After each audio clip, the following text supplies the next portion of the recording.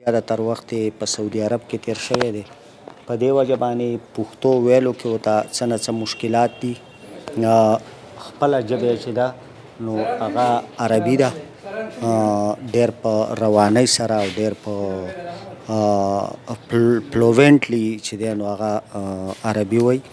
زه به ترې اوس په پښتو کې تپوس کوم او دا به راله په عربۍ کې جواب راکړي. یوسف راسه ناست دی، تپوس به ترې کوو. خپل تعارف مختصر راسه وکړه. د ستا نوم څه دی، د پلار نوم دې څه دی، اوس چېرته اوسېږي او د دې نه مخکې چېرته اوسېدلی؟ لږ مختصر شان خپل تعارف راسره وکړه. أنا اسمي يوسف واسم أبي حبيب الله. وأين أنت الآن وقبل الآن؟ أنا قبل كنت في السعودية في الرياض، والآن أنا في باكستان باجور. ما تريد أن تعيش في هذا الباجور؟ أريد أن أعيش سنتان. ما الفرق في هذا المدرسة الجديد والمدرسة القديم؟ الفرق أنهم هنالك ناس عربيين وهنا ناس باكستانيين.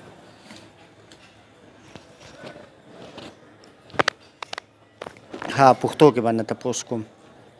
ها د هغه ځای د خلکو په فطرت، په خوی بي او طور طریقو عادتونو او د دې ځای د خلکو په عادتونو کې تا ته څومره فرق ښکاري؟ دلته خلق هنا ناس غير العربيين. هنا يوجد كل شيء، وفي السعودية يوجد كل شيء، هنا لا يوجد كل شيء.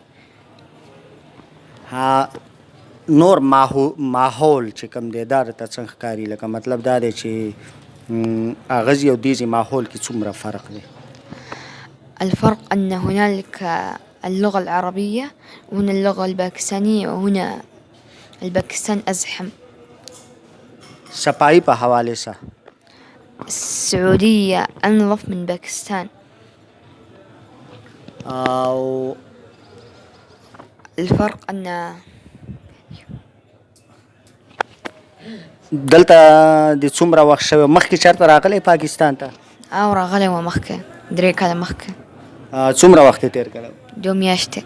لږ خو تفصیلي څه ووایه که نه. ما دلت دوم ياشتي كلي بباكستان كمردان كي. یا بیا واپس لاړی نو هلته هم څومره وخت وشو؟ ألتم بدري كذا وشو سعودي كي رياض كي.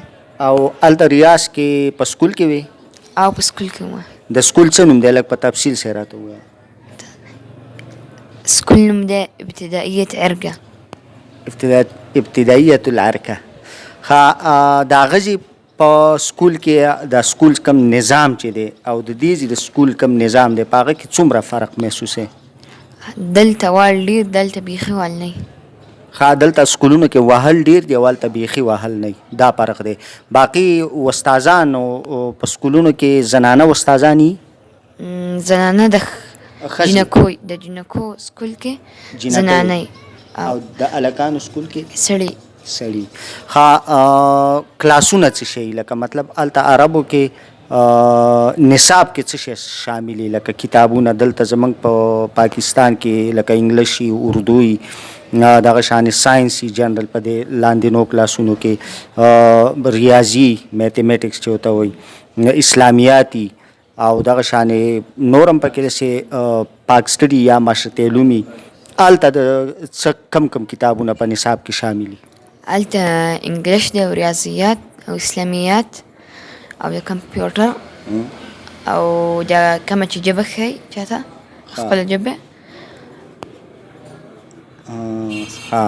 ټیک شو. او لکه د سکول نظام دننه موږ ورته ډیسپلن و نظم و ضبط چې ورته ویلی شي که نه، سکول دننه نظام چې کوم وي لکه مطلب څومره ټیم هلکانو د راوتلو دپاره د ریفریشمنټ او هغه د آرام دپاره یا کینټین ته تللو خوراک څښاک دپاره داسې څه وقفه پکې؟